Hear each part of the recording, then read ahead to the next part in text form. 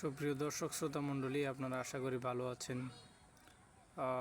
আজকের গোটা বিশ্বে যে হতাশা, যে অশান্তি, যেই অপকর্ম চলছে, এই সুন্দর বিশ্বটাকে যদি আমরা নিজেদের পারস্পরিক সহানুভূতি, ভালোবাসা এবং দুর্নীতিমুক্ত দিয়ে আমরা সাজাতে পারি, তাহলে এই